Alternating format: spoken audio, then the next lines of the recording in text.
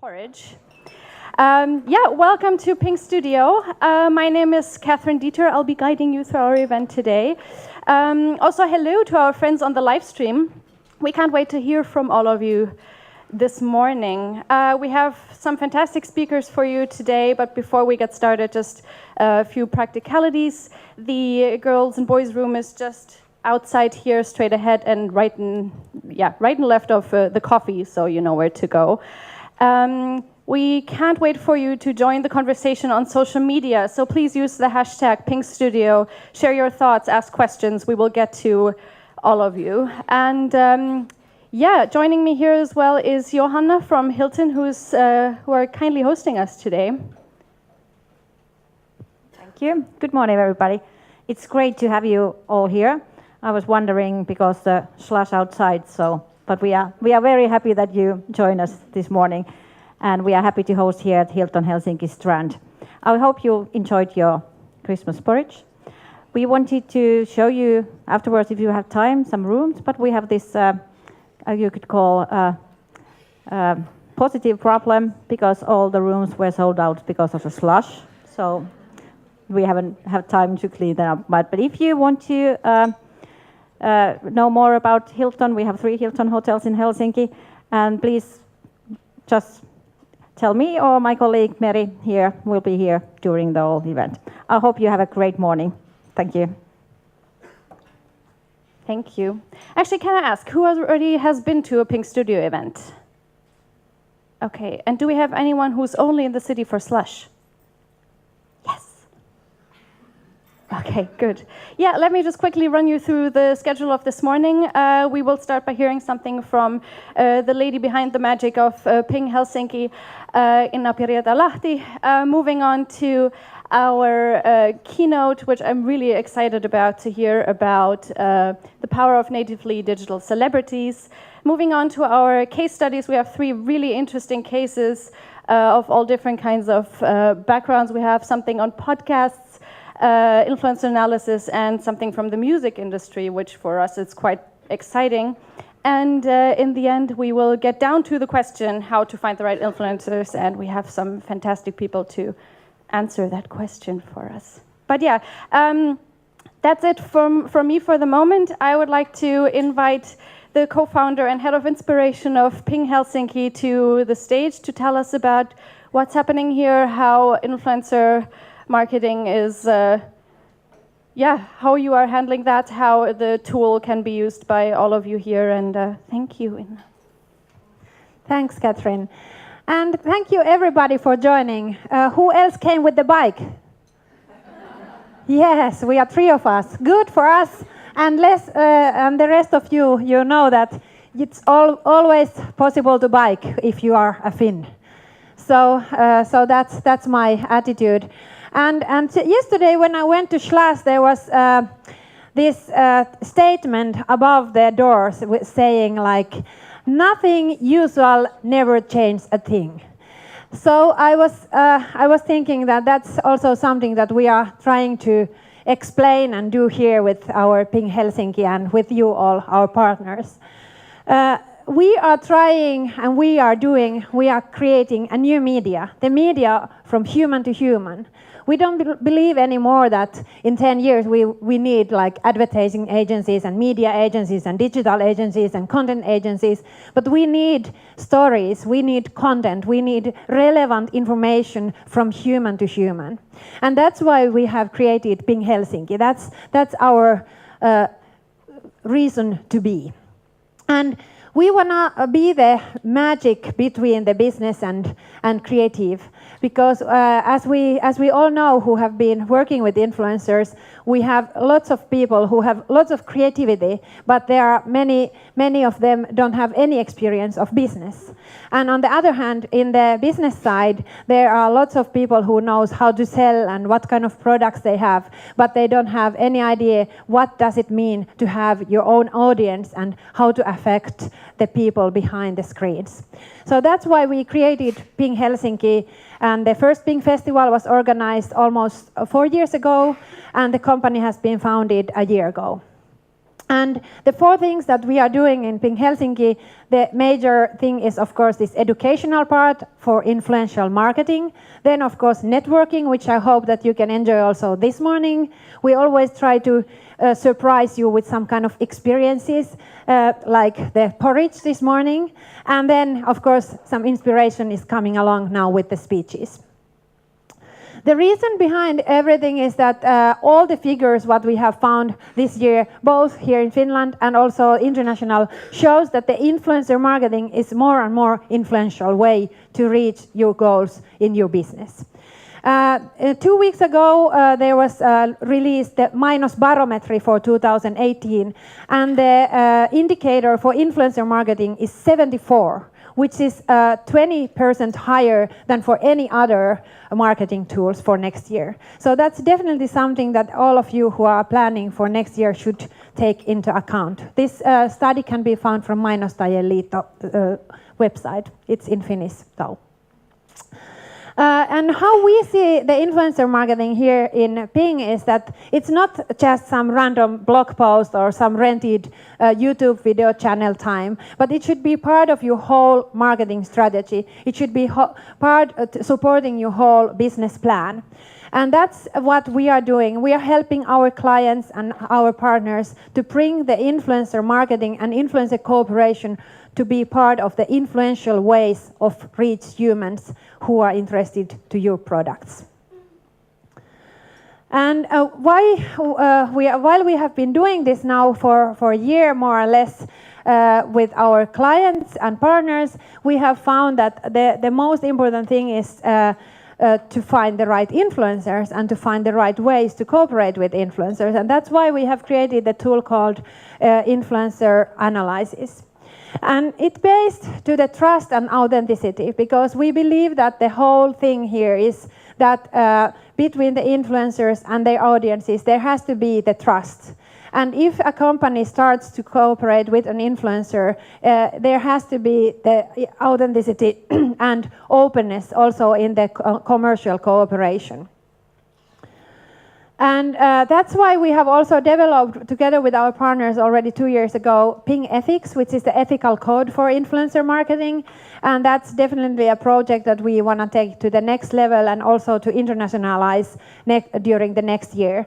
We have already translated it to English. You can find the whole code from the address pingethics.fi. Unfortunately, the website is not really beautiful right now, but the content is really relevant, and it's free tool for everybody who are starting to do influencer marketing. Even if you are influencer, you can sign the content guru form, and if you are a market decision maker, you can sign the business hippie form. That means that both sides have been taught. And how we believe that this influencer marketing process goes, it always starts with the goals and needs of the company. Sometimes it can also start with the goals and needs of the influencer, and but only if those needs and goals match with the company needs, then the company should get into the hook. Quite often I hear complaining from companies that they have been contacted by influencers asking for free hotel nights or free trips or free something. But that's always the company who make the decision, so there is no reason to complain. If you have your goals very clear, then it's easy to say yes or no for the relevant influencers. And this analyze tool, of course, starts from the company values, and then we go to the different forms of influencer cooperation, because that's also something that we have experienced during the past year. We have had a great project together with Tallink, one of our big partners. We have had the service design. We have designed together with our influencers their whole vegan menus on all their ships. Our influencers have been educating the chefs. They have been cooking together, and in the end we of course had a big launch. And while the project was going on, we also engaged all those influencers' followers. And that was the interesting part, because then Tallink was able to create and get direct feedback from their potential clients. Then, of course, finding the relevant influencers. Today, I was just listening a podcast. By the way, I can give you a tip. It's a nice one if you are working in influencer field. It's called Influencer Podcast. And Julian Solomon from LA is the host of the podcast. And they were talking about micro-influencers. And that's, of course, something that we also have to think. What kind of influencers we want to work? Are they micro-influencers, macro-influencers, or mega-influencers? And then, of course, also to think how we will measure the influencer cooperation. What are going to be the KPIs and what kind of return of investment we are expecting from the influencer cooperation. As with all other marketing tools, it's not straightforward. Sometimes, of course, if you have a link and there is a sales goal, it's easy to measure. Sometimes it's not so easy. But anyhow, the influencer analysis will help you to define the clear goals, to qualify the criteria, to recognize the potential influencers, to plan the usage of the created content, to plan the measurement, and to create a common guideline. And we have created the first influencer analysis now for Reima. Reima has been our big client for this year. We have created a PR tour for 15 different countries for them, created a great campaign to get people around the world, the kids around the world, to move more, to be precise, million hours of more. And if you still want to join the campaign, you can do it with the hashtag #millionhoursofjoy. And from all 16 countries, we will then bring one family, one influencer, and one journalist to Finland in March to experience the unique active Joy Week together. And we are now in some 950,000 hours, so you can still make a difference to the campaign by joining.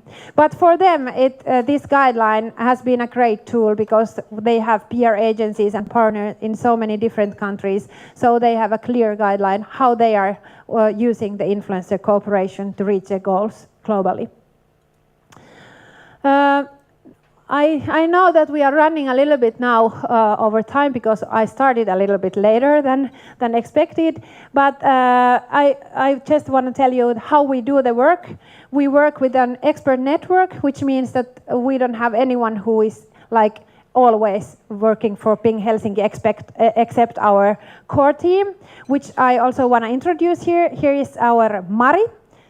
Mari is our heart of PING Helsinki, responsible for all our communications and marketing. And then we have here Janne. Janne is responsible for the partners and new ideas for PING Festival. And do we have Eve here also? Yes, Eve is here. Eve is working with the PING Helsinki strategy with me. And then we have also some influencers from our expert network here, like Catherine, for example. Do we have some other influencers from our network? Alexandra? Yeah, and there, yes. So, and now, by the way, in this moment, I also ask all the influencers, raise your hand, like both hands, so that everybody can see. So brands, if you are looking for influencers, keep your hands up, yeah? So now the brands look around you. So these are the people that you want to talk to afterwards. There will be still some coffee after the event ends. Okay, but the main thing, of course, is always the inspiration in human to human. And I want to end this short introduction with few slides about PING Festival, because PING Festival is, of course, the main event that PING Helsinki is organizing. That's the leading influencer marketing and digital, I would say, influential digital marketing event in the Northern Europe. And we are expecting some 800 people around the world. We will bring also international influencers for a special international influencer bonfire, first time next spring. It's going to be keynotes, it's going to be case examples, it's going to be great networking. And so that you believe that it's going to be that, we will show shortly the video and then we will go further. Okay. Stay. No, I'm trying to.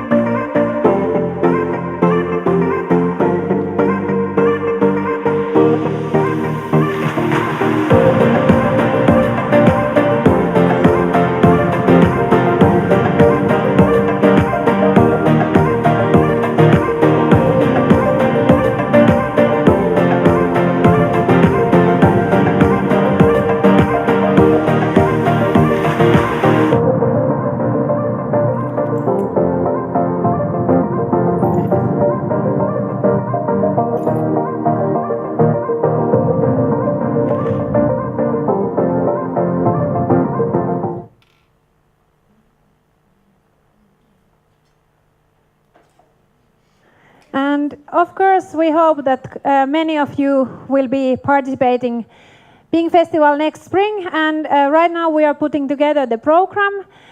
We will have the program under the 5 streams. You can have a look here.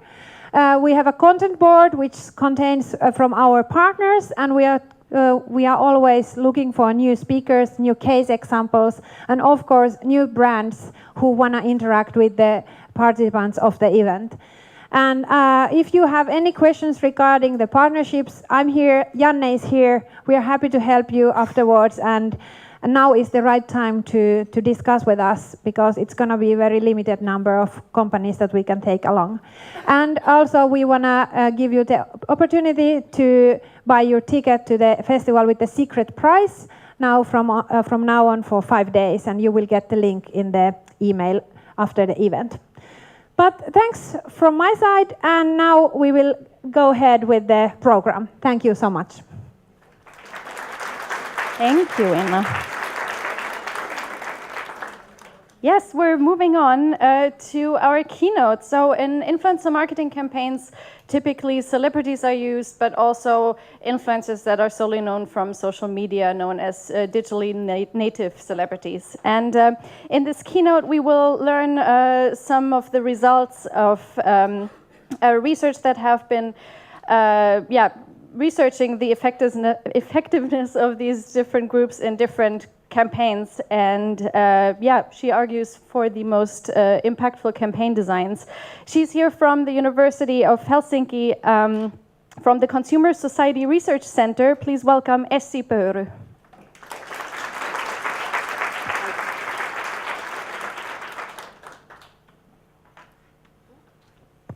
Thank you. Hi, so many people here. It must be a very hot topic. I see it's not clear from the researcher's desk, if you could imagine. This is a project that we've been doing with 2 amazing girls, Matilda Pelkonen and Emma Naumanen. I see Matilda there. Is Emma also there? Hi. So these girls are founders of a company called Monochrome. And it was a funny, I think 2 years ago, or something, or 1 year ago, I sent an email to the girls saying like, hey, you have this interesting company and I'm interested in doing research about this topic. And the girls said like, yeah, and we need a master's thesis. So we really found each other at the right time. My background is in research regarding word of mouth, social media, online communities, but also sales, value-based selling, pricing, etc. I defended my doctoral thesis from Aalto University, from the marketing department there, and now, as said, I work at the University of Helsinki at the moment. When we talk about influencer marketing, I really can't not think about how this is not a new topic. In fact, I think the person who came up with this word or concept should really be given an award or a prize or something, because he or she has really lifted or risen the sort of the interest and the fascination around this whole thing. Because in fact, if we think about product endorsement or product referrals by well-known people or people who other people admire, we should think about celebrity endorsement. And in fact, I googled this. Apparently the first celebrity endorsement were made by, or was made by Queen Charlotte of England in around the time, or in the 18th century. So quite some time ago, for pottery and tableware producer Josiah Wedgwood, and they still obviously exist. So it seemed like an effective strategy. But then later, there became various different kinds of celebrity endorsement campaigns, so to say. For example, during the Belle Epoque in France, there were many different French actresses and musicians who promoted or endorsed for different products, and how they sort of implemented these campaigns was through the so-called trade cards. And these trade cards were merely cards included in a packaging of a product. So once you bought something, you got this card, and they became sort of collector's items. But later, we obviously know that there are so many different kinds of celebrity endorsement campaigns, and I found this one as well. Funnily, Ronald Reagan endorsed for Chesterfield tobacco in 1948, and a funny detail was that he didn't even smoke. So, you know, that was that authenticity. But as you know, there are so many different kinds of examples about this. Later, however, some marketing gurus and advertising gurus became skeptical that, I don't know, this is not a good idea. For example, David Ogilvy argued that testimonials by celebrities are below average in their ability to change brand preference. Viewers guess the celebrity has been bought, and they are right. Viewers have a way of remembering the celebrity while forgetting the product. So he argued that it's only about people admiring the celebrity, so they like to see when they are in advertisements, but they don't really care about the product. Maybe he was right at the time. But as we know, the testimonials by celebrities didn't die after David's argument. In fact, it has really only increased and increased, especially after the birth of social media. For example, these guys, Ronaldo and Selena Gomez, are among the ones who have the most followers in various different social media channels. And for example, the Coca-Cola Instagram photo was evaluated to be worth of $500,000, if I remember correctly. And that was only that picture, only that post. So definitely the idea or this concept has not died, and it's actually thriving. But really, there is one big change in the scene or in the marketplace, and that is the sort of birth of the so-called micro celebrity. So, and in this presentation and in our research, we call these people natively digital celebrities. So people who have become celebrities through social media. And what is interesting about these people is that they don't necessarily, or usually, they are known by a very limited number of people. So they are definitely not well-known and not world-known people. They are usually known by only other people in that niche group. And so obviously these people are not natively digital celebrities or micro celebrities or anything like that. And if you think about celebrity endorsement as a marketing act, or when you implement celebrity endorsement campaigns with the so-called traditional celebrities and these natively digital celebrities, there are different or a lot of differences in the campaign types or the way these campaigns are implemented. So usually traditional celebrities product endorsement are conveyed through traditional means of advertising. the content creator is a marketing agency or a specialist, the role of the consumer is that he or she is merely a receiver of that information. Usually there are only a few endorsers per campaign. Obviously there are differences and exceptions. For example, the well-known milk campaign in the US was implemented with various traditional celebrities, but usually only a few.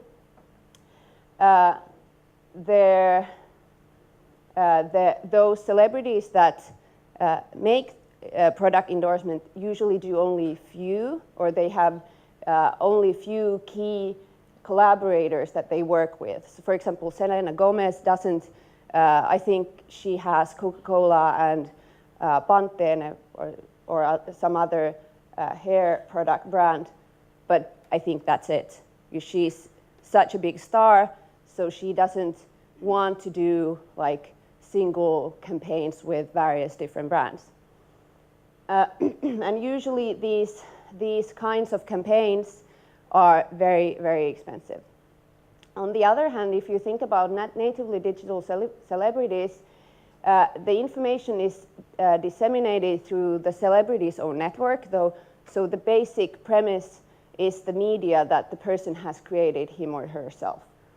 The person himself or herself creates the content, importantly, and the role of the consumer is bidirectional. So basically, the consumer can interact with the celebrity. So even though you are able to interact with Selena Gomez, but even though you comment on her or Instagram post, she probably won't answer, or she probably don't answer that comment. But if you have a micro celebrity, they really, really want to interact with the followers. And moreover, the consumer has decided to follow that celebrity. So instead of football stars or actress stars, even though we would not be interested in them, we will get or we see those endorsements even though we wouldn't want to, because they are advertised through mass media. And on the other hand, the micro celebrities are those who we want to see, and no one else is exposed to that content. These natively digital celebrities usually do multiple different campaigns with multiple different brands, and there are usually multiple different endorsers per campaign. And depending on the way the campaign is implemented, they could be very cost effective. So we did a research or a survey research with 46 different celebrities from Monochrome's network, and they were both traditional celebrities and natively digital celebrities. And what we did was that we surveyed those celebrities on their 9 last Instagram photos. And most of them were female, around the lifestyle, fashion blogging scene.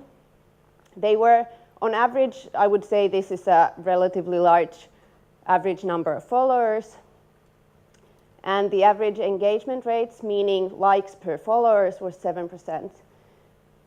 Most of the celebrities were categorized as natively digital celebrities, meaning bloggers and Instagram stars, so to say.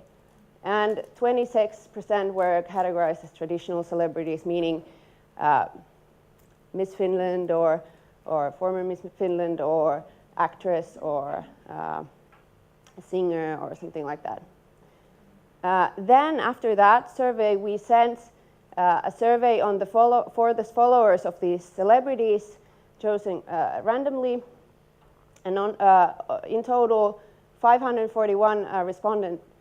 We received over 500 respondents, and as the celebrities were mostly female, also the followers were mostly female.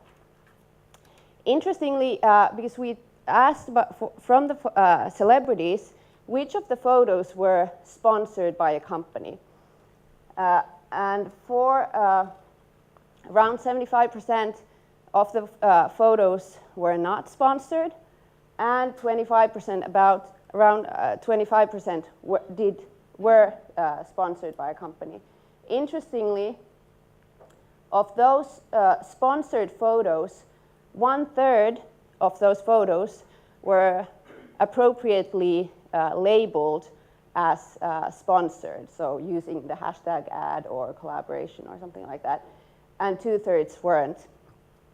But it must be said, it's not always clear when those hashtags or signs should be put, because there are so many different cases when the line is drawn in the sand.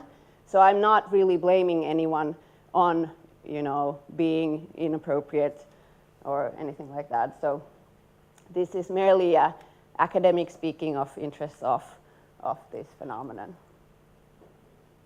These are examples of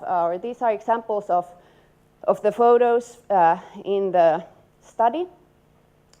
And as you can see, there were so many different kinds of photos.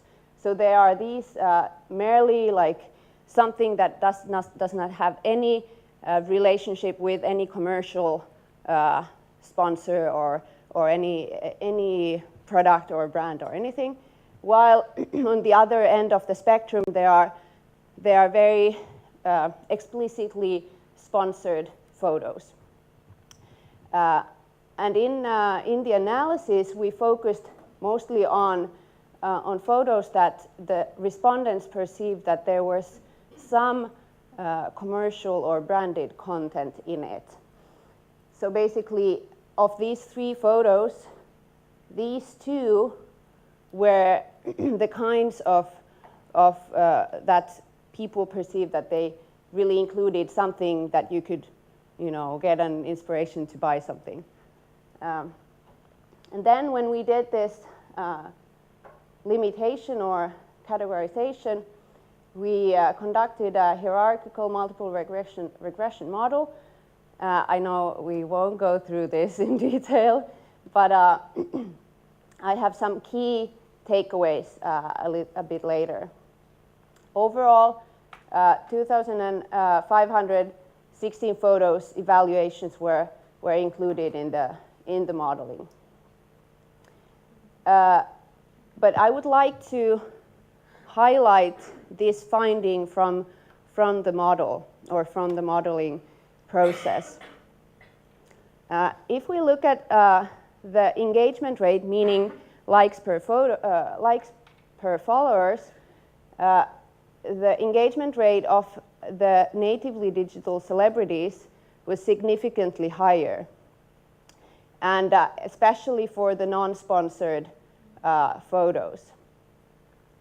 And when we also measured purchase intention, so basically if we look at the photos that included some branded or commercial content, and we measured, asked the respondents questions like, I'm inspired to buy a new product or a service based on this photo or something like that, we found that the natively digital celebrities evoked significantly higher purchase intentions than traditional celebrities. And this was a more significant effect than the effect of the sponsored, non-sponsored divide, or when we look at the purchase intentions evoked by sponsored versus non-sponsored photos, which is really interesting because usually, of course, marketers or academics think that sponsored photos would evoke lower purchase intentions because it is really an advertising. As David Ogilvy said, So we usually think that if it's sponsored, people sort of neglect that. But this study shows that if you are a natively digital celebrity, your photos are something, or the sponsored content that you produce is something that people are actually interested in to see, and they really evoke purchase intentions. So the key takeaways are that natively digital celebrities evoke higher purchase intentions because followers like to see the commercial content that they create. And this really is because people have chosen to follow those people. It is really due to that act. And when we are walking in the streets and we see advertisements of some celebrity endorsing some product, we haven't done that same sort of decision. We didn't choose to see that advertisement in the street. But on social media, we have chosen to see those photos that the celebrities that we like produce. But at the same time, we also have chosen to follow some traditional celebrities as well. But I argue that these natively digital celebrities have more relevant cultural capital than those traditional celebrities. They are sort of more in the know, and they are more interesting, and they're more sort of, I don't know, they're somehow more interesting, I guess. Then,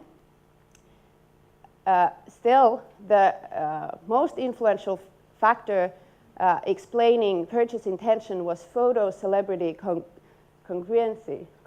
That's a hard word. Basically, that means the match between the photo and the celebrity. And that was asked by how well the photo sort of represents the style of the celebrity. So if you are all those influencers here, I really say that you need to find your own style and be loyal to that. And once you do sponsored content, you need to be true to that style.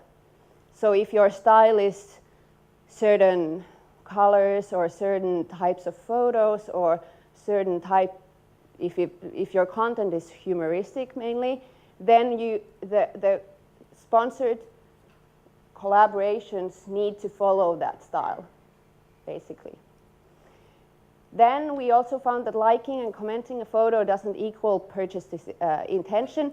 So all the marketers here, I really advise to create additional measures for content impact.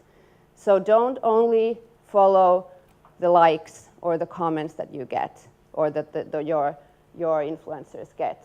That does not really or equal directly the purchase intentions created. And finally, this is from a presentation I heard from Jarno Vanhatapio from Naked, the Swedish online fashion brand. And he said in the presentation that they have an influencer database consisting of about 140,000 influencers. So if you think about the network you need if you're a global brand, the number of influencers is significant. It's really large. And that's really basically because if we want to engage natively digital celebrities in our campaigns, we have to accept that those people have usually lower or smaller audiences than those traditional celebrities. So therefore, we need more of those. We need really many natively digital celebrities. So I guess everyone in this room, we can just start being natively digital celebrities because we're needed. Yeah, that's a really good presentation, by the way. I urge you to watch it. Finally, I'm on time. Amazing. This is just a food for thought, or this is my sort of a future research project that I'm going to focus on. And since it's Slush, who's going to Slush? See you there. Uh, this is totally irrelevant of what I was talking. It doesn't really belong to that project. But I've been thinking about this phenomenon where if you are a big online influencer or a social media influencer, you have the value that you possess is really significant, and it's really interesting for companies and startups as well. So I've been thinking about or I've been defining this concept called attention equity. And what I mean by that is that influencers could actually gain shares in companies by the influence and attention that they have. So that would be the capital that they provide. So as there are, I don't know if you know, but there's sweat equity. So we take partners in our company by only because they do work, or obviously through money. But if you are an influencer like Blondine Bella or Vappu Pimiä, you could actually gain shares in companies by providing visibility and influence through your network. I must say that I don't know what are the deals behind Blondine Bella's deal in Natural Cycles or Vappu Pimiä's share or deal in Ruokaboksi. And I know, for example, that Vappu is doing the recipes for Ruokaboksi or Foodbox. So she's really super engaged in that company. But this is just something to think about. And if there are any questions, I'm happy to answer. Thank you.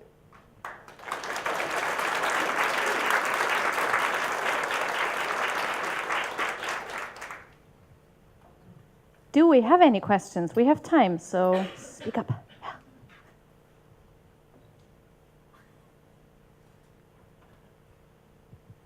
Hi, I'm just curious, I don't know if you mentioned it, what kind of influencers were mainly in the study, like lifestyle or specific topics? Fashion, decor, kids, what else? That's mainly it, yeah. Mainly like very feminine types of influencers. So you said that additional measures could be used. I'm just curious from the influencer side, what are examples of something that a company might look at apart from your number of followers and their level of engagement? Yeah, so basically you would need to do research in order to create those measures. And obviously likes and comments are a central way of modeling further measures or further variables. So for example, in this study allows us to see what kind of relationship engagement rates and purchase intentions have. So we could see that for example, for certain types of photos, we could model that, okay, this kind of engagement rate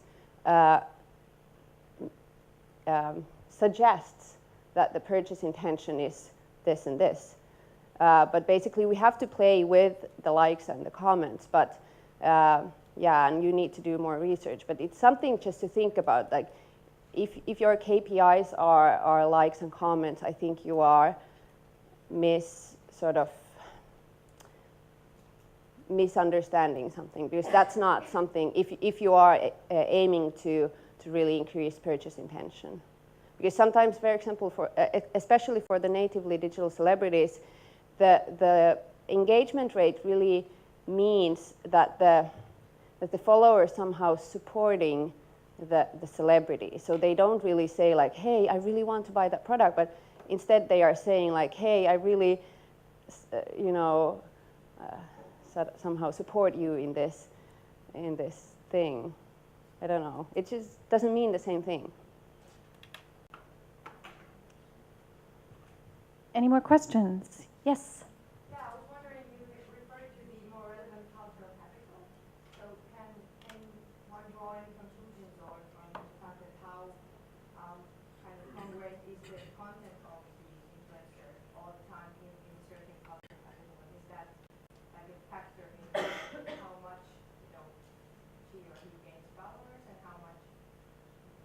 sponsorship is worth it. So you're asking about like what kind of like the photos would make a difference, or? Well, I guess it's a continuum on Yeah. how much a person influencer always talks about a certain topic. Right. Yeah. Well, I don't know. I think it really depends, because if you are just like a cool person, I think you can talk about like various different things. But I think it's easier to break through to a specific topic. Obviously, like I'm thinking about, for example, like the person who's doing like the beautiful smoothie bowls, like the Finnish girl. I can't remember the name, but yeah. Obviously, like through that strategy, you are able to break through to food magazines and through public media. But I think if you're just like I'm sort of thinking about like some people are just really cool and they have like this like. They are not just like some random celebrities, like they're like the chosen ones. And it's not like, of course, you, especially on Instagram, you represent your style through the photos. But if you're, for example, a YouTube star, it's much like, there are so many different things and moving factors. So it's hard to say. I don't know if I answered your question, though. Anything else? Okay, I think then we are moving on. Thank you so much, Essi. That was really some very interesting insights. And I'm sure you'll still be around for a little bit later if someone thinks of a question as we go. Great. Thank you so much.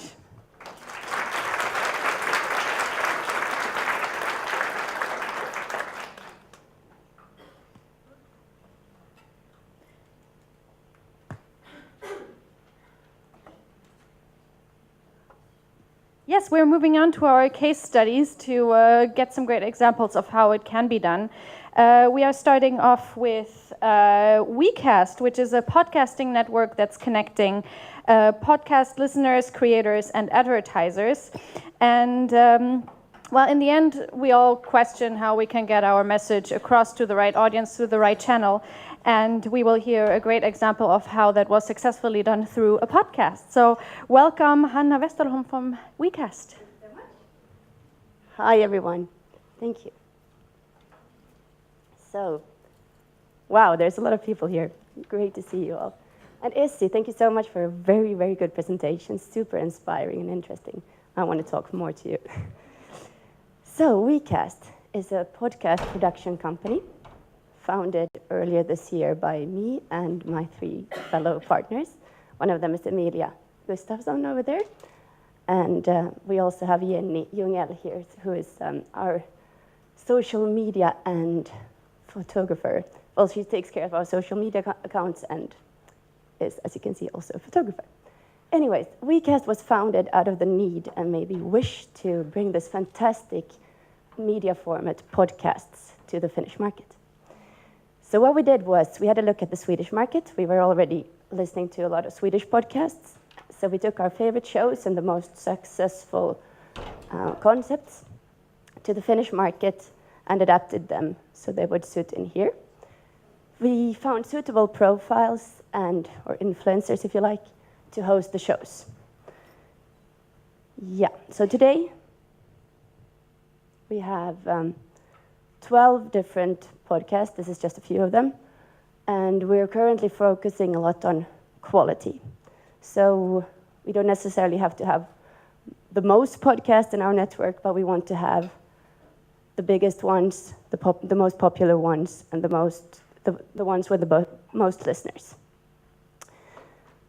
Before I start with our case that I'm here to tell you about, I just want to show you 2 slides about podcast marketing, so just to give you a little background on what we're talking about actually today. So, podcast listeners are super committed to content. This is actually very interesting. They listen to 5 shows a week, and one show is about 1 hour long, so that says a lot. Once you found your favorite show, you will listen to all of the episodes. So 2/3 of the podcast consumers listen to all of the episodes, and there's 1 episode a week. This is actually super interesting. 28 minutes of undivided attention. This is a very, very high rate. This is the average drop-off rate in a podcast. So a typical podcast consumer would listen to 28 minutes at least of a podcast. 43% is sharing podcasts with friends and family. And 88% have at least sometimes shared something they heard in a podcast with their friends and family. Well, and then the marketing in podcasts. It's super, super effective. It has a big impact. So over 80% of the podcast consumers don't think that advertising is at all or only sometimes annoying.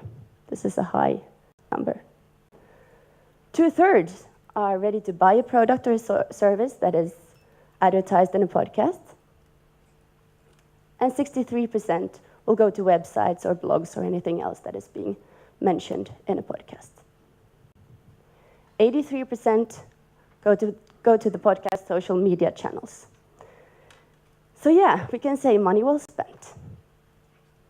And just to give you a little hint, well, the typical podcast consumer is a 30 plus, 50-50%, like it's 50-50 men and women. They usually have a good education and a good income. So who are these guys? They are Kasper and Mikko, Suomen suosituin podcast, which in English is Kasper and Mikko, Finland's most popular podcast.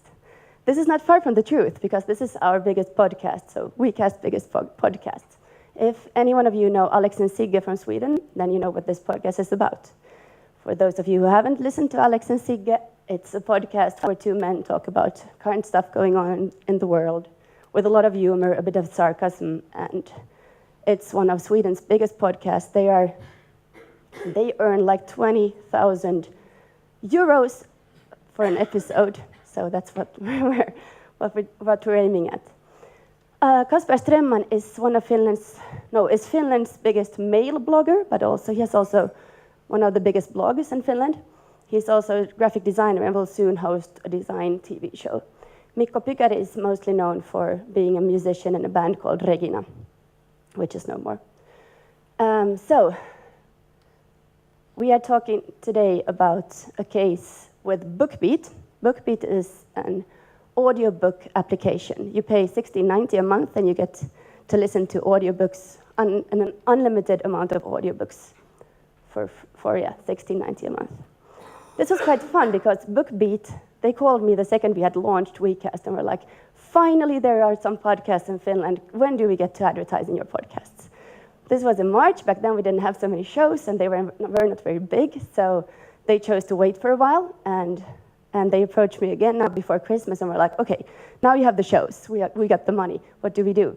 So this is because they have had very good examples from the Swedish market where they have been advertising in various podcasts because it's a win-win concept. You have the podcast consumers, they are most likely also audiobook consumers. You are already in the right environment, and you are able to give the listeners a value. You give them, because these guys are giving their listeners now a code. With Kasper and Mikko, you will get 1 month of unlimited listening for free. And just right before Christmas, this is a nice way, of course, to engage your listeners, and for BookBeat, it's a nice way of engaging your target group. As I already mentioned, the target group also in this podcast is 30 plus, men and women, urban people living in cities, and they have a good education and a good income. The goal is actually obviously to get a lot of sign-ups, as many as possible. Well, the details of this campaign is it's 8 weeks long. You have 1 pre-roll and you have 5 mid-rolls. Maybe you know what they are. I'm going to tell you anyways. Pre-roll is a spot in the beginning of the episode. It comes before everything, so everyone will hear it. It's quite effective. And the most important thing is that the podcast hosts do the content themselves. Of course, they get a brief from the company, but they adapt it to their own style. So yeah, so it's as natural as possible. And of course, these guys wouldn't do anything that they couldn't stand behind. So they're talking a bit about BookBeat in the beginning and then in the mid-roll as well. The mid-roll is situated in the middle of the podcast. And there are 5 mid-rolls, so they will change every second week. Well, this campaign has just started. It's only 2 weeks, 2 weeks old, so to say. So I will share the results with you in January when it's over, but our expected results are 20% conversion rate and 3 times return on investment. Because that's what we know that happened in Sweden. They actually got all their money back 3 times by the end of the campaign. So we're very, very interested in seeing how it works in Finland.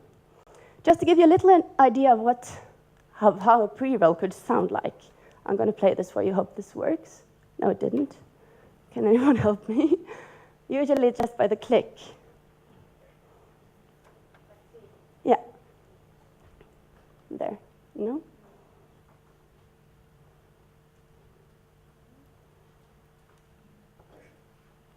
If it doesn't work, no, there's nothing. Well, listen to their podcast and you'll hear it. Okay, I think we don't have time for any questions right now, so we'll take them later, right? Thank you so much. Thank you, Hanna.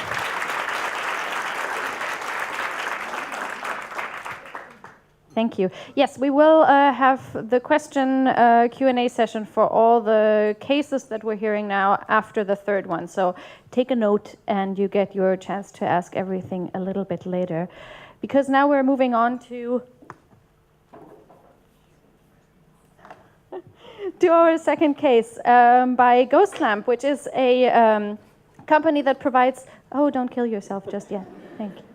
It's a company that provides agencies and brands with an efficient platform to launch influencer marketing campaigns and engage real people through influencers worldwide. And the reason is that Ghostlamp really not only tries to understand the followers, but also the influencers.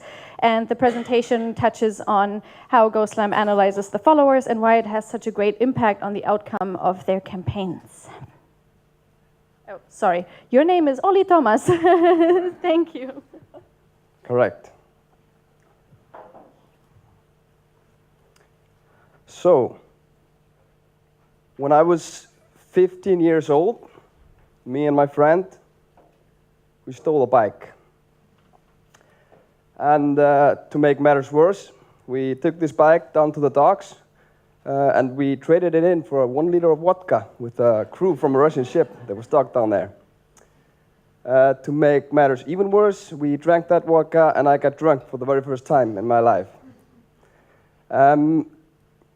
I had always had a bit of a problem with authority and I sometimes broke the rules. But this time was different. Now why? Why was I suddenly behaving like an asshole? Well, this guy, he had just moved to the neighborhood and my school, and we'd been hanging out for about a week. And for this week, he'd been telling me stories about him starting fires and stealing stuff, and for some bizarre reason, at the time, I thought he was pretty cool, and I wanted to be more like him. So for the following weeks, we started hanging out more and more, and I started behaving like a bigger asshole every day. And but one night we were going to the movies, and we decided to stop at a convenience store, and we tried to steal some candy, and we got caught. And my mom came to pick me up, and this is how she looked when she picked me up. We went into the car and we started driving home. She didn't say anything, just started crying. She just realized that the perfect little boy she had wasn't so perfect.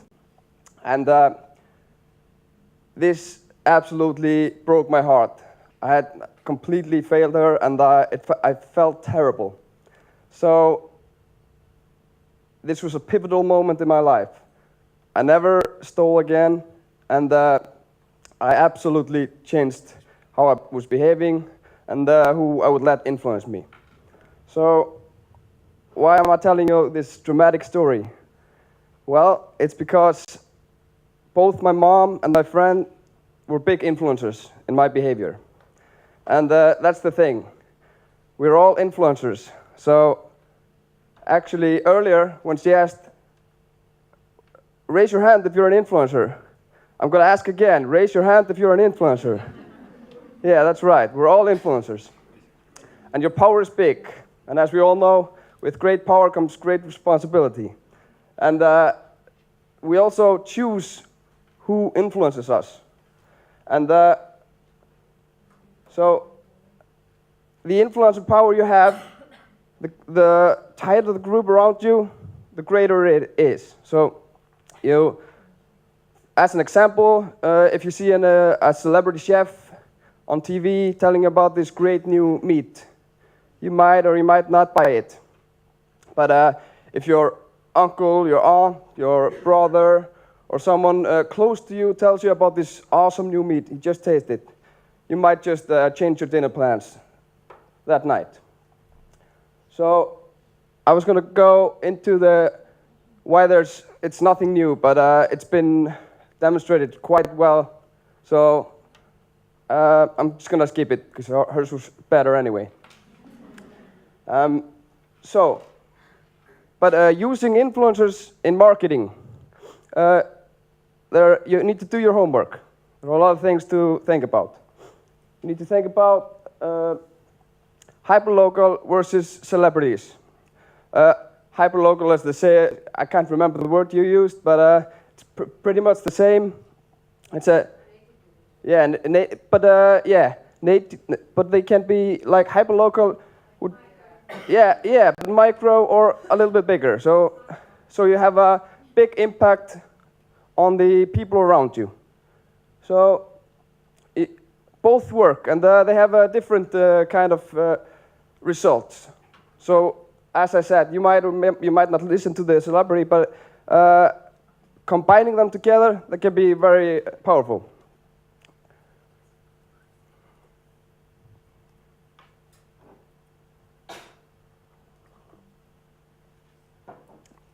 So, promoting to the right audience. The influencer and the audience doesn't have to be the same thing. So, so here's the case we have. This is John, and this is Bobby. A company approached us, asking us to promote their product. I can't tell you the name of the company. They didn't want us to talk about them, but so I'm gonna give you a hypothetical situation. They approached us asking us to promote their new bike. It's a cycling company. So we did our research and we found two prime candidates, John and Bobby. John is a pretty decent looking guy, and Bobby is an average looking guy. Both have a big interest in cycling, and when looking at their followers and then engagement levels, they look to be around the same. So our train of thought at the time, we were a young company and making mistakes, as we all do, was we should go with John. He looks like a model. If you were going for a photo shoot, you would ask him. So they're about the same guys, but that's the only difference. But now, maybe 1.5, 2 years later, we work a little differently. So we're working with big data, and we analyze the influencers' followers. So before, we just looked at the influencers, and we assumed that their followers had the same interests. But that's absolutely not the case all the time. Sometimes it is. John, it turns out his followers are mostly composed of women at the age of 15 to 25. Wonder why. And Bobby's followers, maybe 70–80% of them, would be categorized as cycling enthusiasts, sports, outdoorsy, something like that. So, like someone said earlier, a like is not the same as a like. So I think we can safely assume getting likes from Bobby would be much better. So yeah. So this has been talked about as well. So trusting the influencer, you need to let go and let them do what they do best. And of course, you can't just let go and let them do what they do best if you just choose anyone. So choosing the correct influencer is really important. So combining what the influencer does, how he behaves, and if it aligns with your brand, then of course you can use him. But at the same time, looking at the audience is equally important, I think.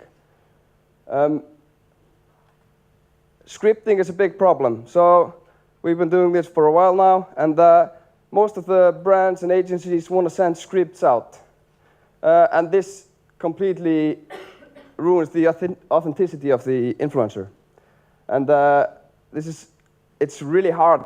We're trying to teach the agencies and the brands that it's not the same as you representing yourself. Like she was saying, human to human. It's when your brother or your friend is talking about a brand, it's not the brand itself. So it's a collaboration, but you need to let them promote it their own way. And so scripting is a big no-no. So why Ghostlamp? Well, for you who don't know what Ghostlamp is, it's an influencer marketing platform. We help brands and agencies connect influencers, or rather we do all the finding the influencer, communication, payment. We take care of everything. And the biggest thing I could tell you that differentiates us from other influencers, two things. We can run influencer campaigns anywhere in the world, right, like now. And that's because we are working with big data, and we're always gathering data, open data from everywhere in the world. So we might approach influencers that are not even on record. Another thing is the thing I was telling you about earlier. We analyze the audience as well. So most people don't do that, and most companies don't do that. So we go through the audience of the influencers, and we try to find the people who fit with the brand. So you're trying to reach an audience. You're not trying to reach influencers. So we help pairing you to the correct influencers. I'm being told that the time's up, so that's perfect. So please get in touch, and I'd like to speak to the influencers. I don't know every one of you, so we'd like to talk to the local influencers around here for maybe some partnering up. Thank you, Óli.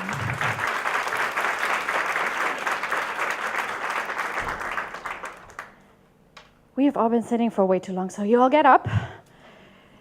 Give us a little stretch. And now high five your neighbor to the left.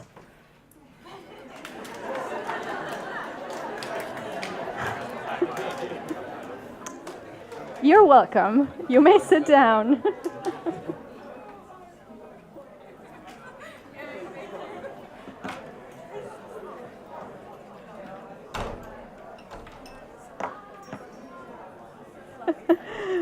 Okay.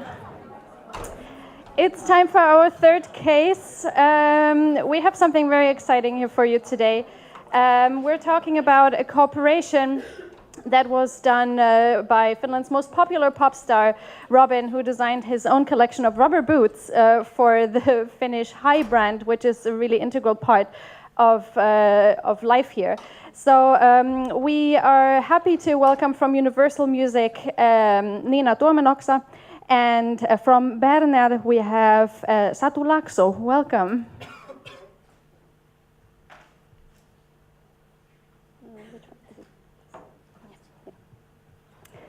Good morning, everyone. I hope you had an inspirational morning this far. At least I've enjoyed my time here. So yeah, we are here to tell you about, as we feel, is the new new part of influencer marketing, so music artist.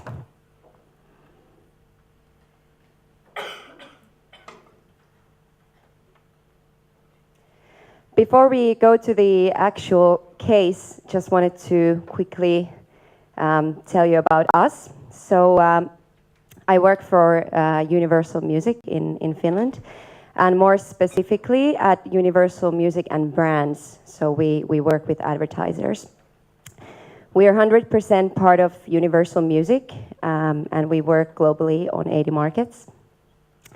So basically, we're a creative music and advertising agency, and we try to match our talents with different brands and their brand objectives and campaign goals.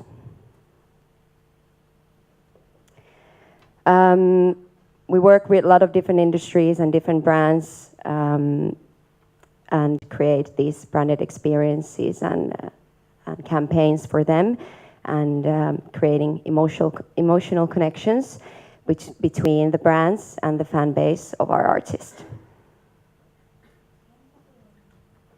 Okay. Yes. Good morning from my side as well. Look outside, it's a perfect rubber boot weather. There. I'm also very happy for the slush event because they have branded it correctly now. Okay, maybe you can put the next slide.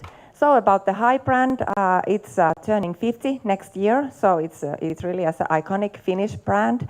Berner bought it like 2005, and since then it has been developed. And as a brand, what are the attributes that are linked to the Hi brand? It's energetic, it's a joyful, it's a colorful brand.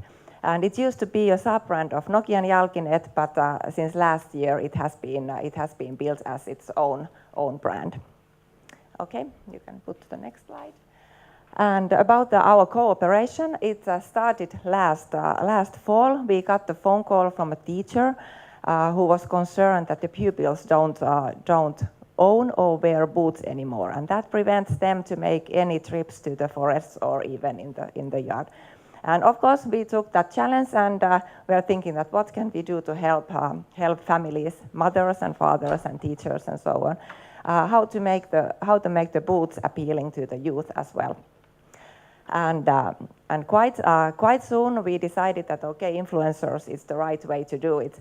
And when thinking about who could be the right influencer, we were thinking that of course he or she should match to the brand. So energetic, joyful, and so on. And of course, it should appeal to the youth, and somehow he or she should be into shoes, or at least fashion. And our shortlist came pretty fast, and there was one name, which was Robin.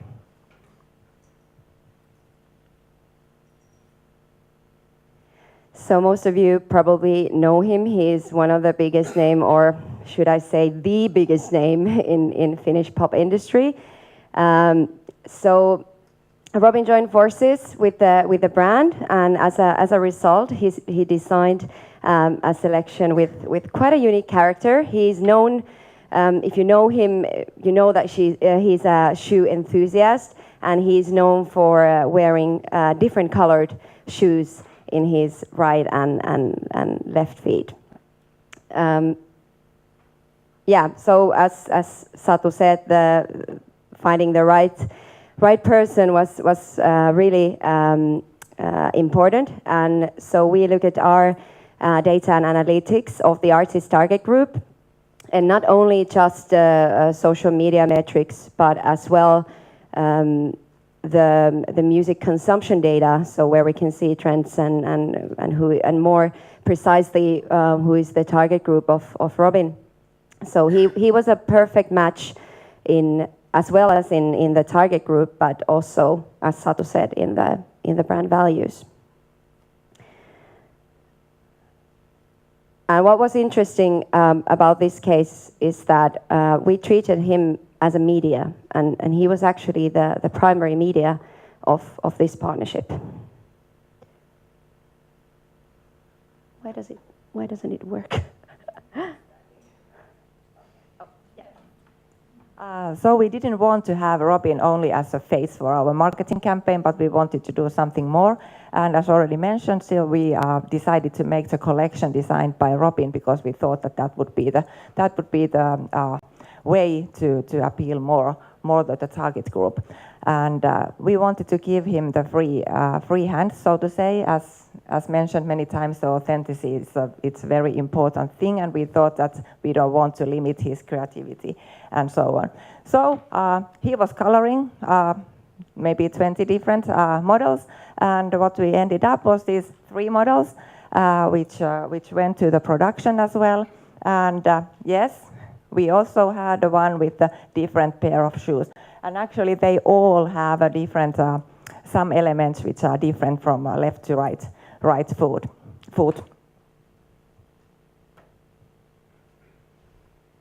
So just quickly about the partnership model. So he designed 3 different models, and they also included a co-branding element. They were sold in the online store as well through the biggest retailer partners. We did some branded content, so we had videos documenting his journey as a designer throughout this process. So we started in January, and the partnership has now come to its end. And also, all of this content were released through Robin's social media channels.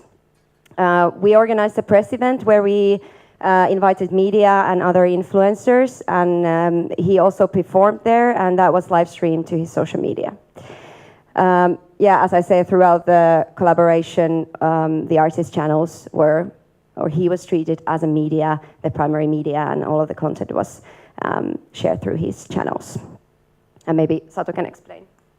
About the last point, the national school competition. So we didn't forget this teacher who really gave us the inspiration of the whole thing. So her school, we sent a couple of booths to her school as well, but we wanted to activate other schools as well. And the competition was that they had to give us a reason why they would need 30 pair of shoes brought by Robin to their school. And even if the timing was the end of May, which was really end of term, and everybody was looking already forward to start of the summer vacation, we got tens of heartbreaking applications.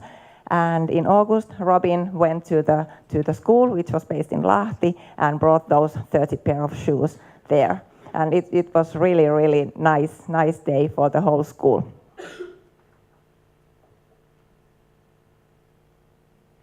Here you can see just the part of the content that we did around this partnership. So there was a lot.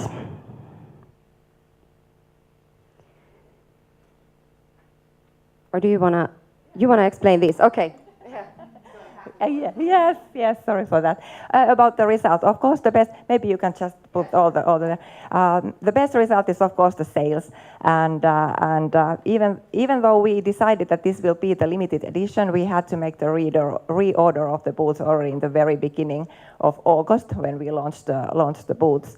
And also our customers were excited, especially Stockmann and City Market, which were the main channels. And then we launched our web store in August as well, and we couldn't have wished a better start for that. There we could have the whole range, all 3 models with the whole size range as well.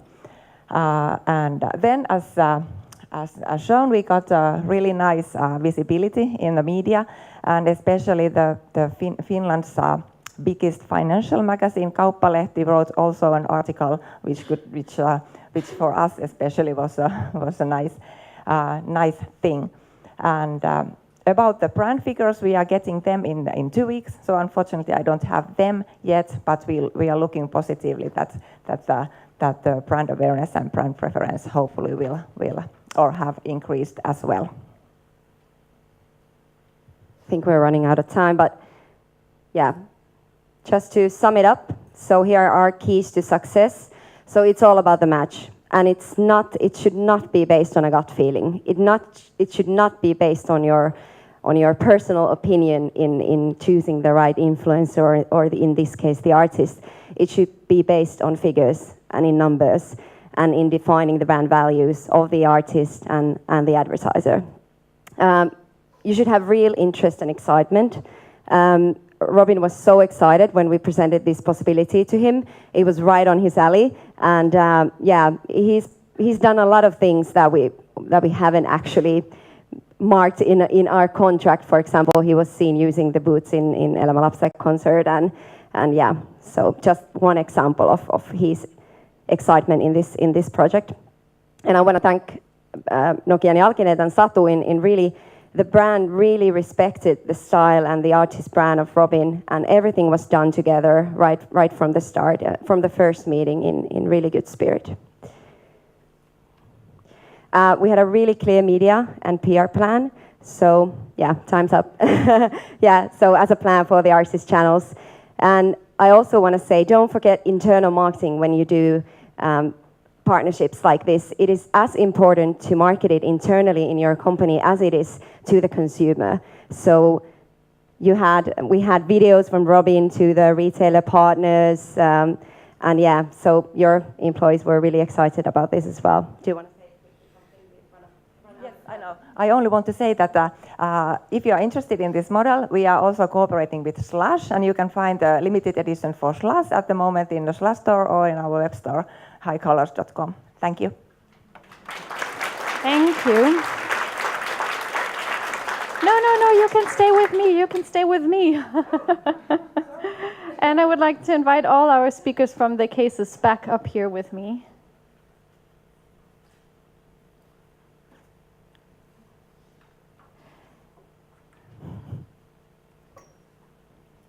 All right, do we already have a question from the audience? Oh, come on.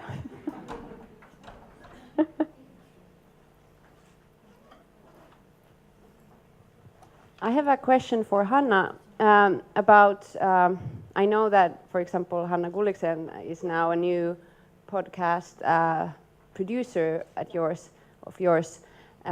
Is it, or in general, is it hard or easy to attract those, because she's known from other channels and other content, so is it usually hard to attract those new influencers to create podcasts?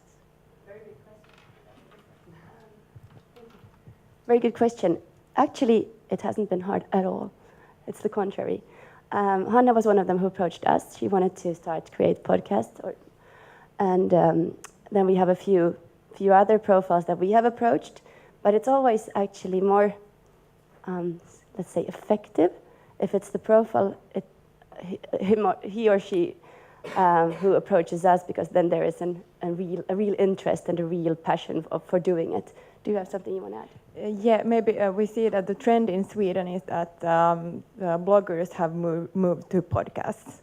So, like, maybe blogs as a medium are like maybe a bit stagnating or declining, and at least in Sweden, like, podcast is the thing right now. So we expect that to happen here also, and influencers are looking for new channels to join, and some find the talking like much more natural to them than writing, but for some, of course, writing is maybe the thing. So it depends on the profile, of course. Yeah, that's actually funny. Some of the bloggers say that when they record their podcast, they actually tell more about themselves. It's more intimate because you don't get to. It's like a different way of creating stuff, of course. When you write, you can go over and edit it over and over again. And if you talk, you might say something that you didn't plan on saying, but it's actually good because then your followers will also get a more intimate relationship with you. Thank you. Anything else? Sorry, she's closer. I'll come to you after. I will ask Satu, are you planning to do something similar also in the future?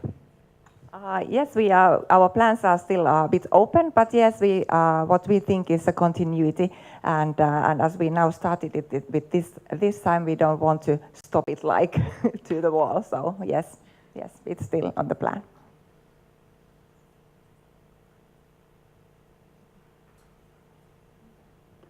Hi to everyone. My name is Johanna Hannus, and I work for a company called Impact Executives. So we work with executives on an executive level and supply interim managers to companies. And I'm really interested in, because I'm kind of starting up this in Finland right now. It's a Swedish company. I've been in Sweden for 7 years. I'm starting up this in Finland, and I would really like to kind of market ourselves and be out there on social media. But my audience is older. It's like men and women 50 plus. So I would really like to, well, actually with Hanna and Emilia, I guess that podcasts could be something that I could discuss with you. But I'm just wondering, we are now talking about influencers, and it feels like it's really, it's young people, it's us here. But how would you go about it when you have an older audience? Actually, the podcast listeners are like from 30 or let's say 25 upwards, but there are 50 plus people too, and there's a huge maybe potential maybe also for the older consumer group. And as we continuously look what Sweden is doing, so they have actually started a few podcasts for 70 plus people. So the trend is going towards that. So I think, people in that maybe age group have a lot of time as well to listen and get educated and stuff. So I think that might not be a bad idea to try podcast as a media. But of course, I don't know. I think all of these influencer channels that we have talked about today are maybe, it's not for, except for Robin, maybe not for the teenagers. It's a bit for the older group still. Do you want to say something? Anyone else? Maybe that I was surprised that in your data, like the age average was like 28 or something among your influencers. That's quite high, I think. That choice of the network that the influencers that they have chosen. But yeah, it definitely was not like 20 something like many were. I have just one point on this subject. I think as like influencer marketing is quite trendy today, and I think slowly and steadily the younger people are gonna help the older generation learn and show them what works. But today, I personally would not recommend influencer marketing unless you want to be in the forefront, and because someone has to do that. But today, 60 plus or 50 plus is I would not recommend influencer marketing as your, at least not a big portion of your budget for that. Any more input from one of you, or I will move on to the next question? Yes, we had one here as well.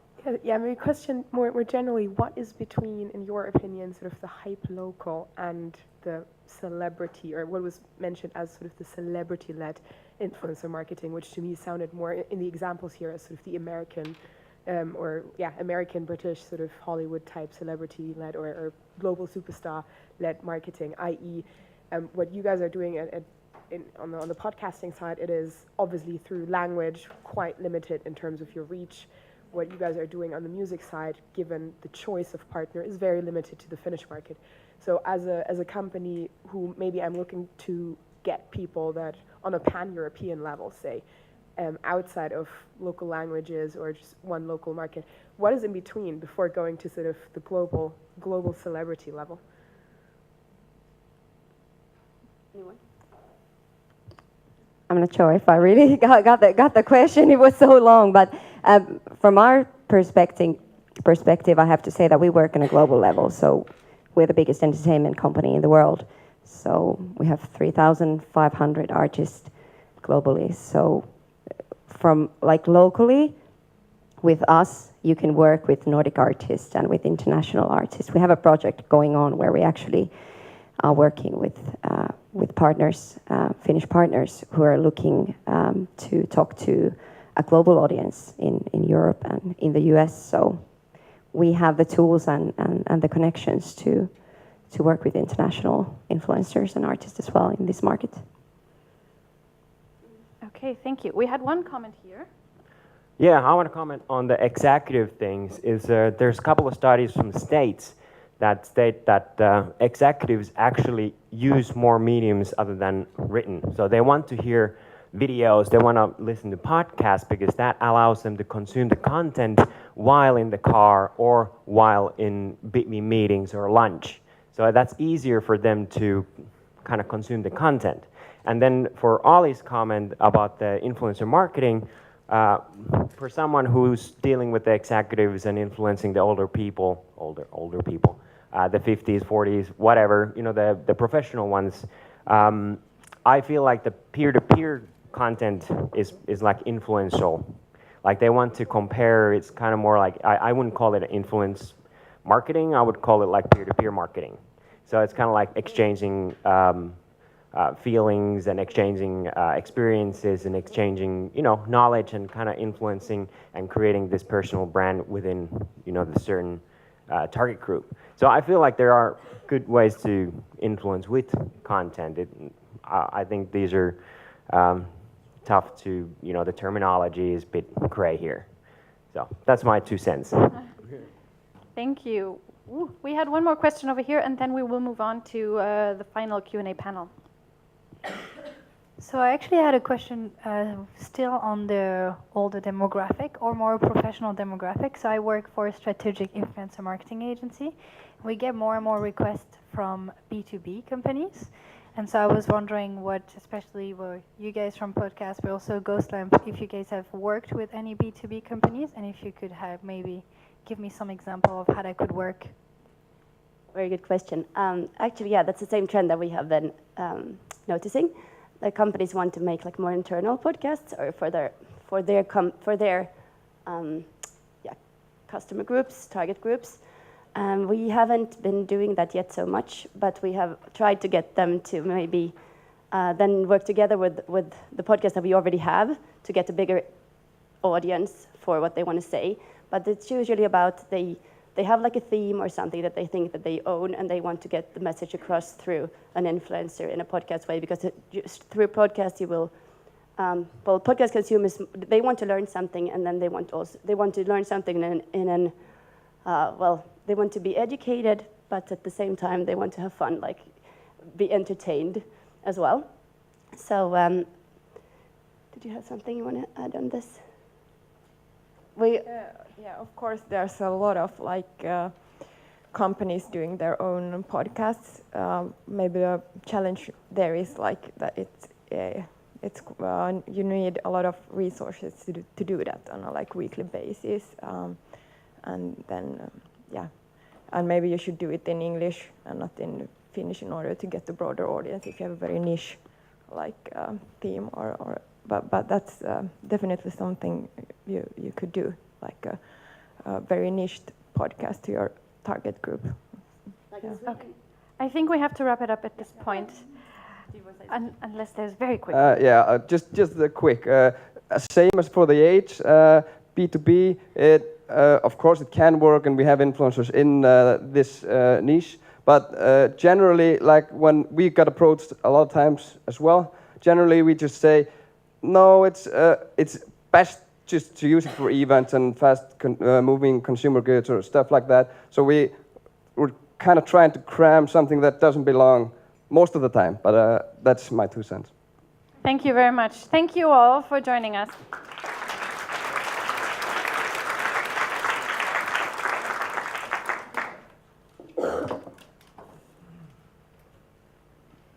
We will move on to our last part of the program today, the Q&A session, where we will now get down to the question, how to find the right influencers.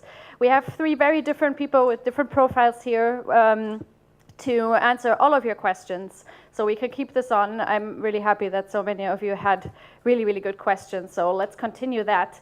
Finally, we have someone also from the influencer side. So I would like to welcome Hendrik Mokkel on the stage. And maybe you can say a couple of sentences just about yourself so we all know who you are and why you're here. Hi, I'm Hendrik. I'm half Dutch, half German. I live since 16 years in Finland, and I happened to go to the influencer side. And yeah, I do that now quite happily and successfully. Thank you. Next up, I would like to invite Iiro Lahtenranta from Results Entertainment. There he is. Tell us who you are and what you do. Hello, my name is Iras.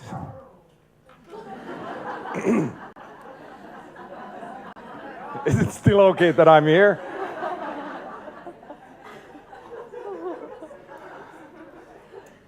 I've always had a really good relationship with dogs. Yeah. Yeah, I noticed just one day that I've been doing now 8.5 years already, putting together advertisers and artists, and mainly I'm focusing on entertainment artists, and it can be television, movies, actors, music, all kind of artists. Thank you. Last up to join our round, I would like to invite Emma Naumanen, the co-founder of Monochrome, up on stage with us. Hello.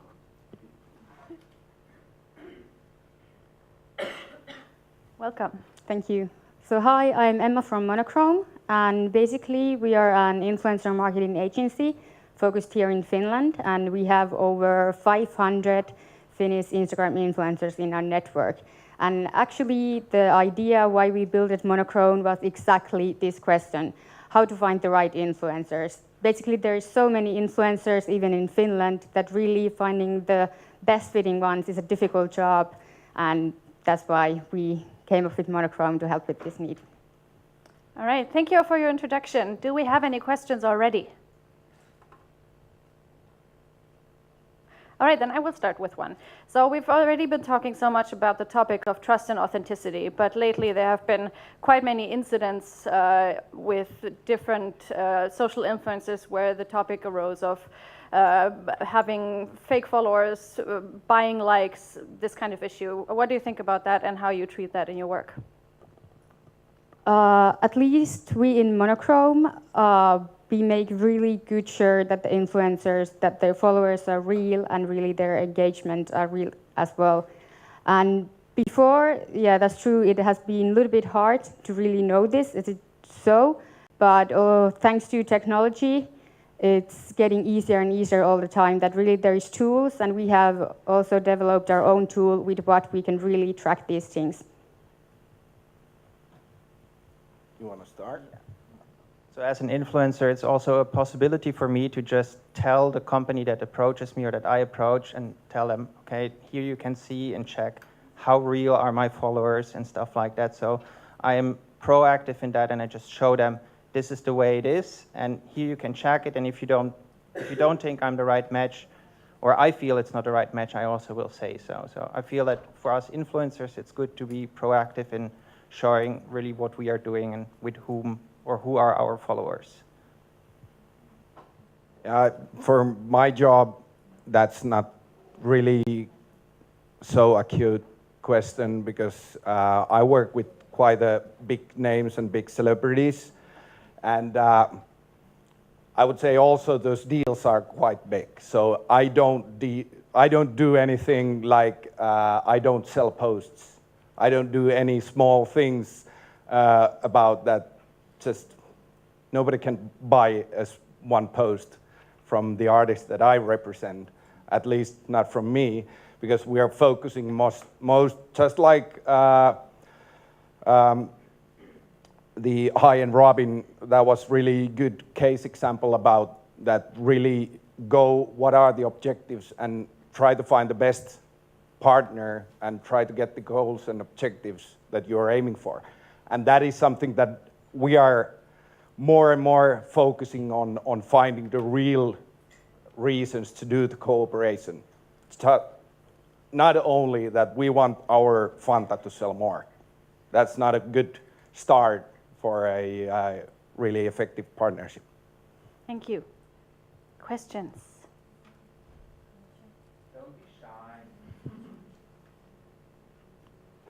Question for Emma. I was wondering the gender division and the age groups you have. You said you have 500 influencers on record.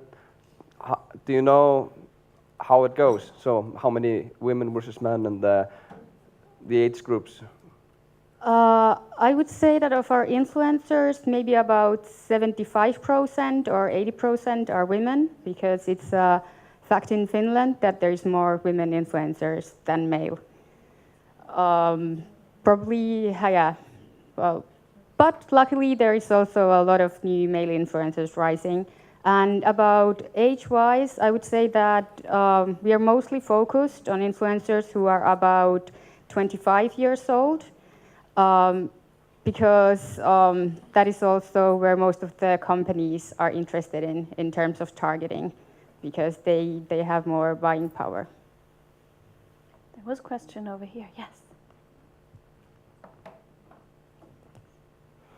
Yeah, so if you think about the influencing as a career, and now it's been going on with the digital media and all that for quite some time, so what other things do actually motivate the influencers than just pure money? I guess everybody wants to develop, so what can the businesses and you know, the influencer agencies also perhaps offer on top of money? Does our influencer want to answer first?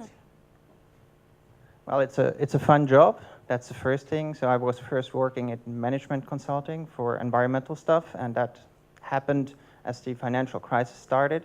So it was not very popular with Finnish companies. So I started a blog at the same time, and newspapers and magazines started to ask me, can you write for us? So, and then the blog just grew. But that was how it came. But nowadays I prefer to work like this because it allows me to work only like 4 or 5 hours a day, and I can spend more time with family. And even though I'm not an influencer, well, social media influencer myself, at least I'm not considering myself as one, but I'm also one of the founders in the biggest YouTuber network called Truth Network here in Finland. And what I've noticed is that you just need to love first something. Then you become an influencer, not that you will start to do something to get some money. First, you need to do something with really, really enthusiastic way, and then people are following you. And after that, you will get money. You will get paid if you're good at it. Yes, I'm not a social media influencer myself either, but why I love doing influencer marketing is really that when you do it right, everybody wins. Is that the companies, they can then focus on doing what they love. The influencers can focus on doing what they love and then get compensated of it. And also when you do it really good, the consumers will get marketing that they get inspired about. So I think it's just an awesome concept. Hi, over here. I have a question about platforms that influencers use. So as mentioned earlier, that podcasters are kind of former bloggers and they just kind of prefer the simplicity of podcasting. I'm wondering if you're seeing any migration of influencers from platform to platform and what some of those reasons might be. Like, are they looking for simplicity? Is video working more for people? Like, I'm just kind of curious, especially from you. You mentioned you only wanted to work 4 to 5 hours a day. But just in general, are you seeing any migration from platform to platform of influencers? And are there any reasons why you think that is?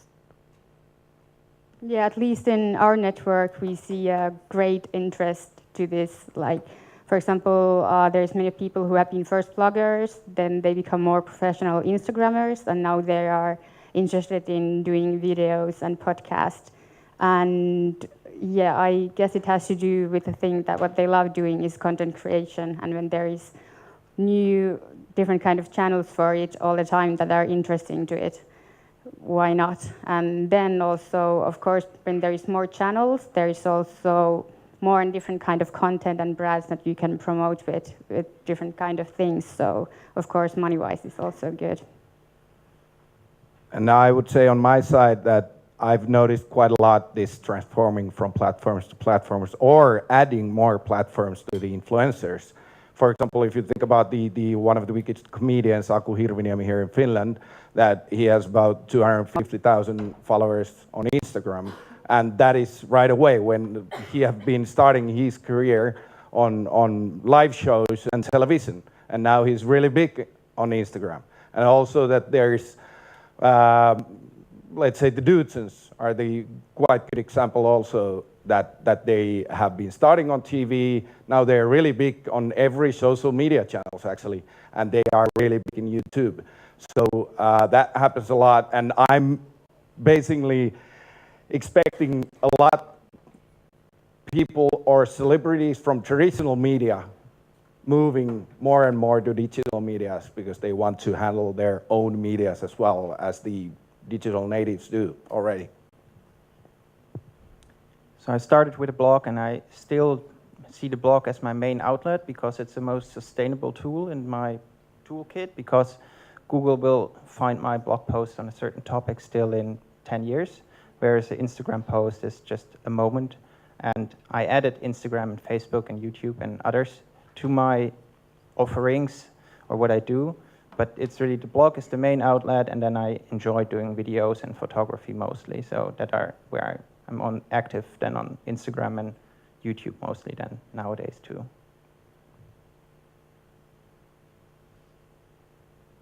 Hi, so it seems the most common flow is the brand going to the influencer. Do you have, like, is that true in your cases? And do you have any examples or suggestions or perspective on an influencer approaching the brand? So I'm actually active in the outdoor industry, so it's not like that over there. So I'm often approaching companies or destinations. It also nowadays starts to happen that destinations come and they realize we got those beautiful hiking trails or skiing from mountains, and they say, Hendrik, do you want to come and ski? And I'm like, this is what it costs, this is what I offer, and then it works. But usually, in my part, it's like 50-50 nowadays, happily. But previously, it was like I approach them, I pitch them what I do and what I offer and what the price tag is. We do that every single day, so that we approach companies, we talk about our cases or our ideas with the companies. Of course, companies comes to us as well, and more, because we've done, we haven't calculated it exactly, but during our years, we've done something like 150 or 200 deals with the advertisers and the artists. And that is, I'll tell you one example that I've been trying to figure out, that how would be that story somehow to that maybe some advertisers would like to get, for example. That's what our days are, like figuring out what is interesting in our artists.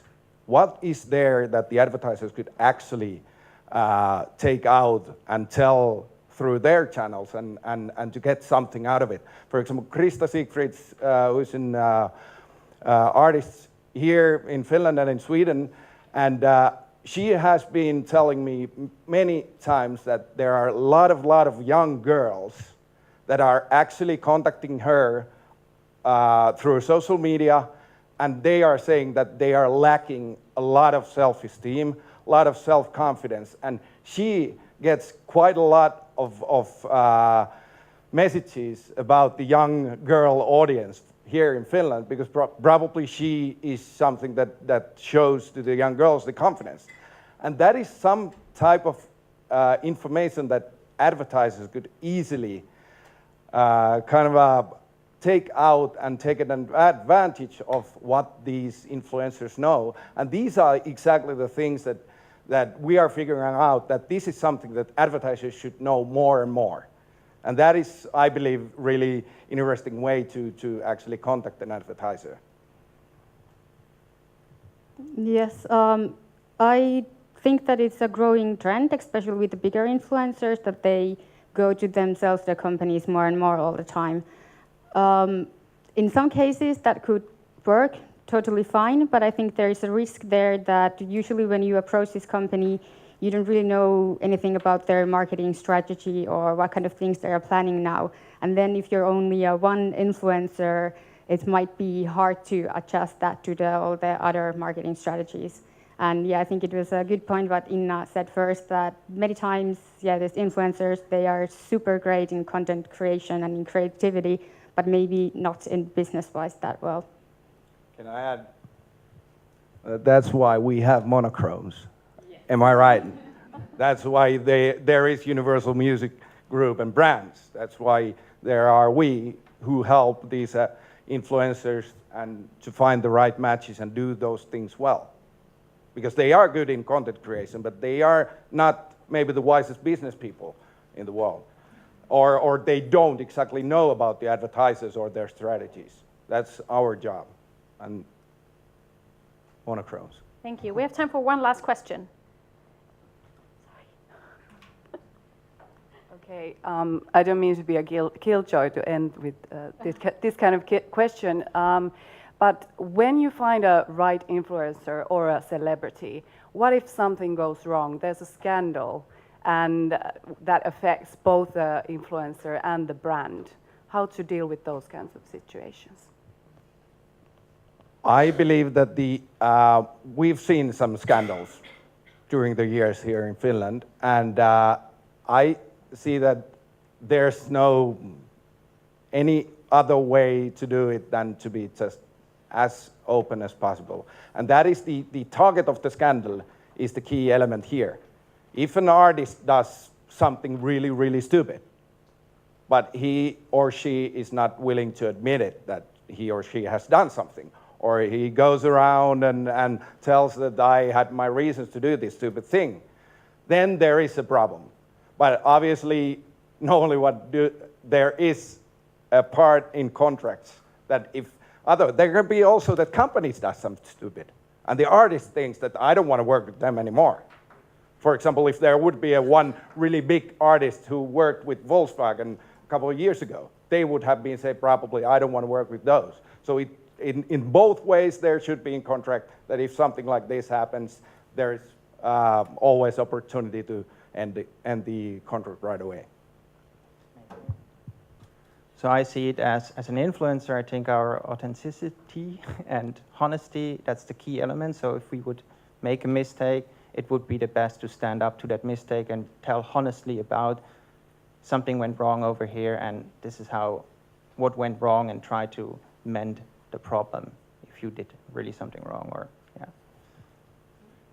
And also one short thing, this is also what we've been figuring out quite a lot with my colleagues, that you really need to know the influencer. You really need to know as much as possible about the person. That is, he or she is really, there is something that this is good match and he's a good person. Of course, we cannot know every details and skeletons in the closet, but as much as you know these people, then the better way, and for the advertisers as well, that the better way is to trust for the influencer and the cooperation. You have something? Yes, yeah, that's true. Always, you cannot avoid a scandal, then it's good that there is some way to get out of there. But maybe just one more comment to that. Maybe in the beginning, just influencers who are very trustworthy, that people can really relate to them and trust them. Usually maybe that kind of people, there maybe isn't that many scandals also coming, but also in our study, actually trustworthiness was perceived of the influencing characteristics to have most influence on the purchase decisions. Thank you. And just one quick note to that, I think in influencer marketing, we really try to work as a corporation and not giving a job to someone and taking it. But usually in our experience, the relationship of the influencer and the brand is much closer, so the opportunity to really discuss openly and figure out solutions is much bigger. I hope that answered your question. Hey, thank you all so much. We have to wrap it up at this point.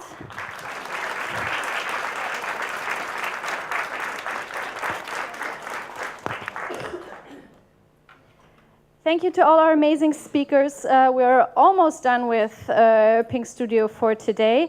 I have a brunch to give away. I like this. So, drum roll. The winner of 2 brunch tickets for the Hilton is Johanna Hannus from Impact Executives. Is she still here? Yay! Come up.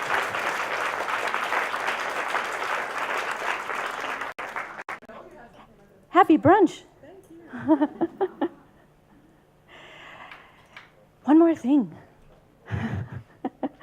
Yes, the next PING Studio will take place Thursday, January 11th. As you can see, we will send out some feedback of the event today to you on Monday, so we would love to hear your thoughts.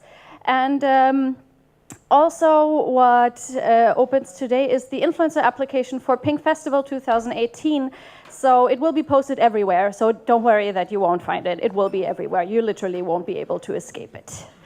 But yeah, that's it from us. Our lovely head of inspiration, Inna, still has a couple of words to say. I just want to thank all of our partners and all our speakers. This has been a great morning, and at least I learned a lot again. This was already our 13th PING Studio, and I hope that if you have a case example in your mind, or if you have a company who is doing influencer marketing, we can develop this PING Studio concept also next year together with you partners. And so the next one will be in January with the technology team, and then we will continue with health and well-being and also video and live pictures. But before the end, I feel that singing makes our lives better. And I always say that life without parties is like a long road without good accommodation. And today we have a good reason to sing, because our dear Janne had a birthday yesterday. So let's sing for her together. Happy birthday to you. Happy birthday to you. Happy birthday, dear Janne. Happy birthday to you.